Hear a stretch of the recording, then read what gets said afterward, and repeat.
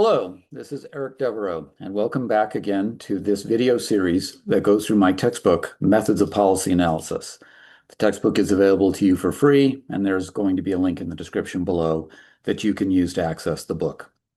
Today, we're going to be moving into additional material related to coming up with policy alternatives that we can justify based on an analysis of the policy process that produced outcomes that we are unhappy with and that we feel could be improved. We've previously looked at the general issue of creating what I called a theory of change, which is an explanation, a cogent explanation for why you believe an intervention will actually produce an improved outcome. We also looked at, in a previous video, interventions that affect markets. And there's different market processes that can produce outcomes that we would like to improve. These are often called market failures, and we went through some theories of change regarding different types of market failures. Now we're going to move into the next chapter of the book. And as I've done before, I'm going to just share my screen and just show you the first page of this next chapter and then talk about what it's about. Give me just a minute here and I'll get us there. You should now be looking at the first chapter, the first page of chapter 11, Assessing Alternatives. So this chapter takes as a given that we already have some type of process model that has given us an understanding of why we are getting outcomes that are less than desirable. And we are ready to, and we've built some theories of change, or at least come up with some alternatives for how we might try to address the situation and improve the outcomes. We might have located through various means 3 or 4 or even 5 or more different particular possible alternatives that we might use here. And now we have to figure out, well, what are we going to do? So chapter 11 of the book is about assessing alternatives. And it goes through a very standard methodology that is used in policy analysis for trying to make a choice, for trying to look across the alternatives and come to a determination of what we should try to do given the alternatives at our disposal. A couple things to point out. Your client, your boss, your organization not only might tell you which public policy problems are the ones you should be working on, and from that perspective, but also tell you which policy alternatives are the ones that you should then focus down on and consider, and other alternatives won't even be considered because of the perspective of the client or the organization. And now what we're going to see is that even how we think about the alternatives can be affected by the perspective of your client. So let's go into this into some more detail. I'm going to switch now, and I am going to share the device that I've been using where I can draw for you while I talk. So let me do that. I'm going to move this screen over a little bit so you don't lose me while I start to do this. So what we have here is a situation where we have a set of alternatives, okay? So what we're going to be doing is we're going to be creating a matrix of these alternatives and going through the matrix, okay? Now, before I move on, I'm just going to reach and get a book I want to show you here. So a lot of this is driven very much by one of the most influential books in the field of public policy analysis, this book by Eugene Bardak and Eric Patashnik, A Practical Guide for Policy Analysis, The Eightfold Path to More Effective Problem Solving, is a classic. It's an iconic book in our field. Anybody who aspires to be a public policy analyst needs to be deeply familiar with this work. It's not a large book. It's a very cogent one, and it's been around for many decades. Now, in its 7th edition, it was originally written by Eugene Bardak, a professor at University of California, Berkeley, Goldman School of Public Policy, based on his extensive experience not only teaching public policy analysis, but as a policy analyst and as a consulting analyst to many different units of California state government and other governments around the United States and maybe even around the world. And later in life, he brought on Eric Patashnik at Brown University to join him in continuing to develop the book. It's fantastic. Again, it is a must read. But one of the things that this book is most famous for is supporting the decision-making methodology I'm now going to go through here with you in some depth in this video. Let me put the book down and we'll move on. So what you have here, first off, is you've got some alternatives. And we will call them, one of them we will call the status quo. And in the public policy process, and for reasons I'm going to delve into in a later video about the politics of the policy process, the status quo, where we are right now, always has a lot of power and has a strong propensity to continue forward because we have to change from the status quo. The status quo is the result of some combination of forces and pressures in the policy process, and moving away from that is going to invoke those same pressures and forces that might push us back toward the status quo. So the status quo we're going to keep, and we're just going to call that option A. And then underneath it, we have identified options B, C, D, and E, which I'll keep it right there for now. Now, to be very simple about this, these are going to be very discrete and very different options. They're not going to be just slightly different flavors of the same thing, and we are not going to worry about combining them. We are for now just going to think about we just get to do one. What are we going to do? So we have our alternatives. Okay. The issue is how do we consider them? And what Gene Bardock and his co-authors really codified for us to think about is a very specific methodology for doing this. And again, this is a ubiquitous methodology. We need some criteria, okay? We need criteria that we are going to use to review the different options. And for now, I'm just going to call these criteria 1, 2, 3, 4, and possibly even 5. Okay.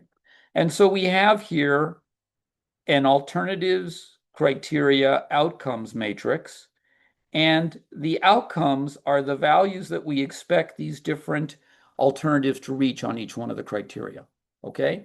So in each one of these different cells goes the outcome we expect for the status quo on criteria 1, 2, 3, 4, 5. Similarly for B, C, D, E, we will get outcomes on each of the criteria. And then we have to have a method for iterating across this matrix. Okay. I'm going to talk about specific criteria in a minute, but for now I'm just going to leave them as generic and not go into greater detail about them. And there's different ways in which we might do this. We might come up with discrete numbers in each one of these cells, okay? Some method of estimating. Some of these might be probabilities. Some of these might be different types of values. It could be counts of people. It could be economic conditions that may result. It could be the percentages that occur in a given situation. In the case of thinking about politics, which again, I'll talk about in another video, it could be the probability of this option actually making it through a political decision-making process to its conclusion. All right. Now we get our values for each one of these in these boxes, and then we have to figure out what to do about it. So sometimes we can get those very precise values. Other times, all we can do is rank order. So I'm going to do the rank ordering example here because this is done a lot. In the rank ordering example, on each one of the criteria, we have to rank order each of the alternatives, and we're not going to allow ties. We have to have discrete separate ranks. So it could be like this: 1, 3, 5, 4, 2 on alternative 1. But on this one, it's actually 5, 4, 3, 2, 1. And on this one, it's 1, 2, 3, 4, 5. And this one, it's 3, 5, 1, 4, 2.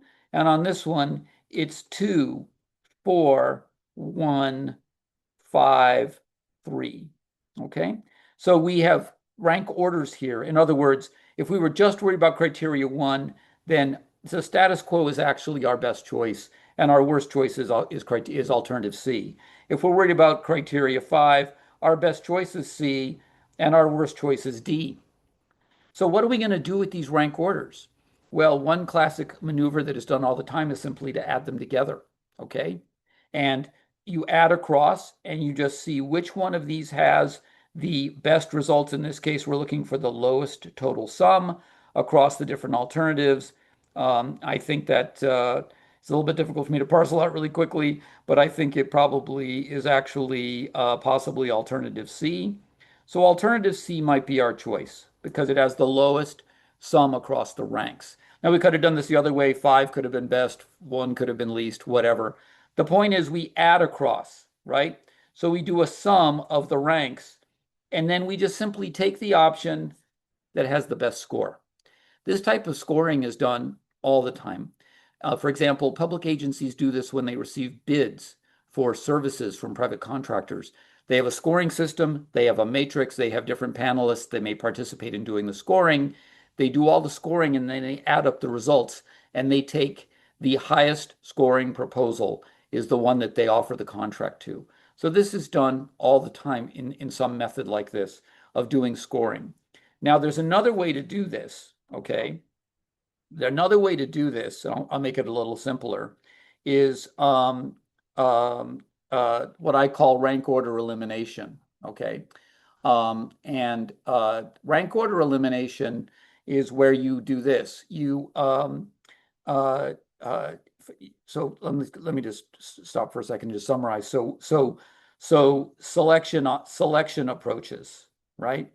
Your selection approaches can be summed scoring, sums and scoring, right? Right? Take the highest score, right? Take the highest score.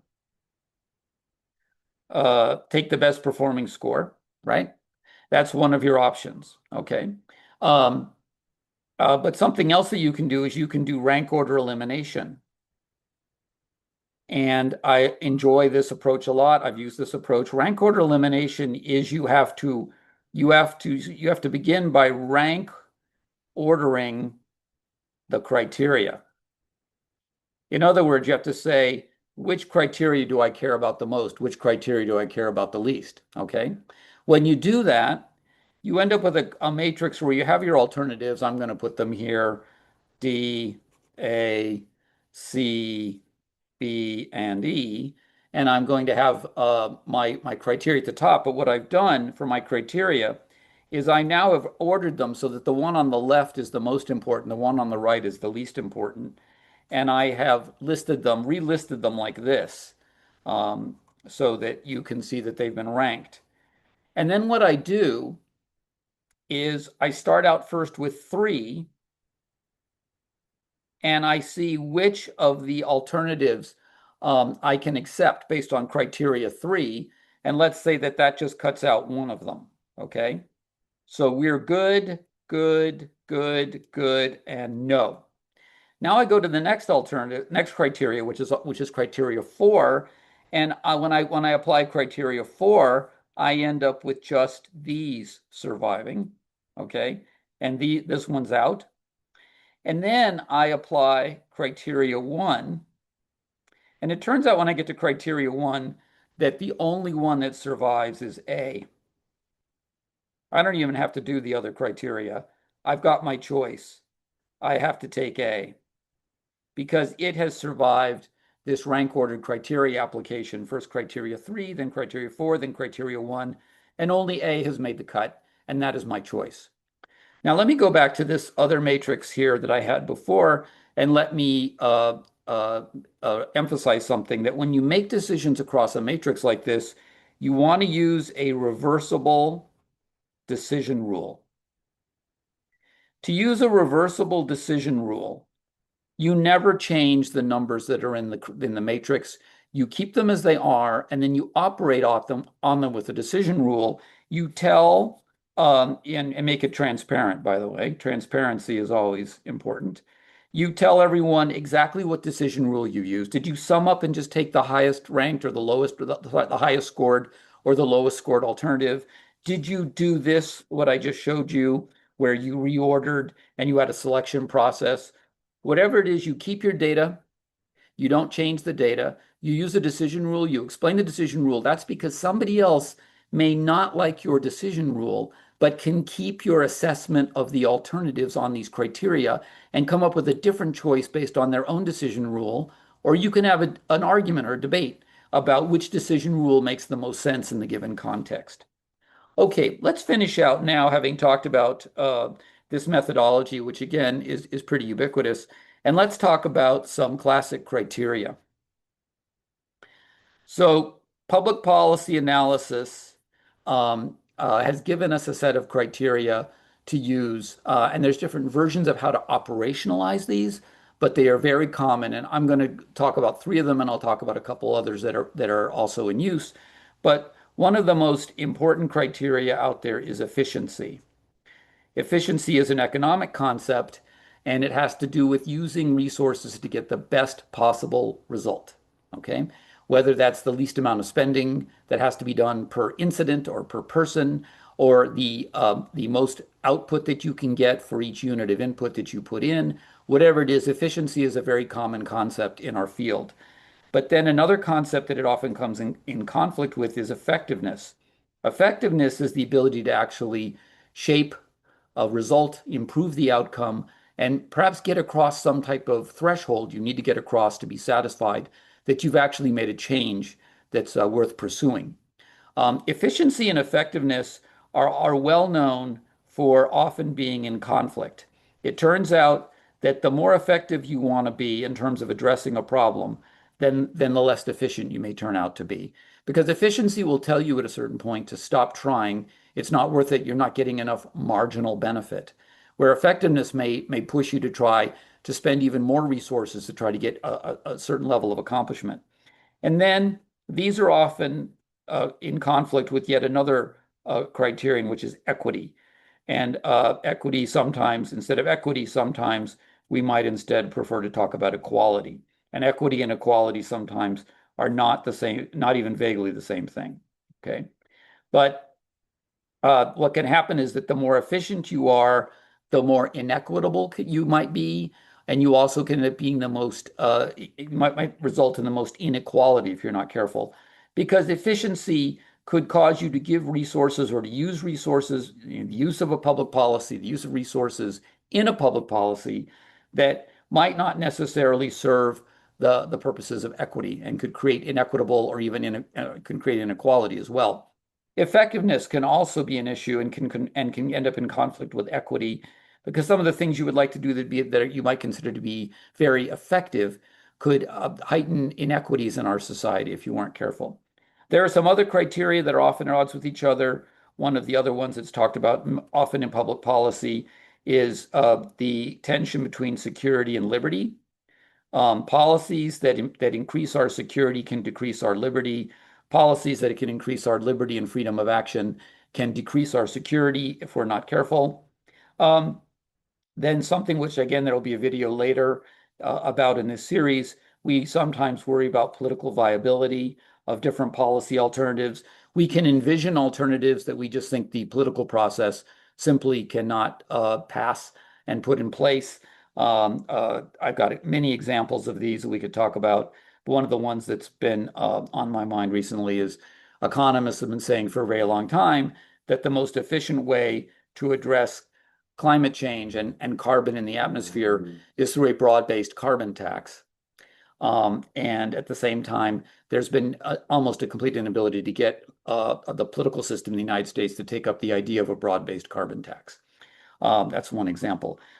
When it comes to efficiency and effectiveness, when we've been looking at issues like persons experiencing chronic homelessness or persons experiencing a long-term mental illness, to be effective in treating those situations or responding to those situations, it's very difficult to be efficient. You can end up spending a very large amounts of money on each individual person with chronic mental illness or persons experiencing chronic homelessness. And while that may produce effective results, efficiency becomes an issue. And then there's similar other conflicts that can arise in these situations with equity and equality. So the final point I want to make here is that these very, very well-known criteria have to be operationalized with specific measures. And some of the later videos in this series will look at a couple of those ways of operationalizing measures. For example, one of the methods of operationalizing efficiency in public policy analysis is benefit cost analysis, but another is a social return on investment analysis. And so there's different ways to actually operationalize efficiency. But the fact is, the perspective of your organization, the perspective of your client, the perspective of who you are working for, perspective influences the choice of criteria. So it's not just that perspective tells you which problems to work on and which problems not to work on, which alternatives to pursue, which alternatives that perhaps you should not pursue. But perspective also comes to play in which of these criteria are ranked as the most important by the organization or the client, and how you operationalize those criteria to make choices. Anyway, that's a very quick overview of the content of Chapter 11 of the textbook about assessing alternatives. This is perhaps the single most important material in the entire book when it comes to moving toward being an effective public policy analyst in your career. I hope you'll go through that material and other related material in depth. And I do hope that you will read Bardak and Patashnik, um, uh, the Practical Guide for Policy Analysis, because again, it's an iconic book that everyone needs to read. Thank you so much for your time, and I'll see you in the next video. Let me just stop my share. In the next videos, we will continue moving forward.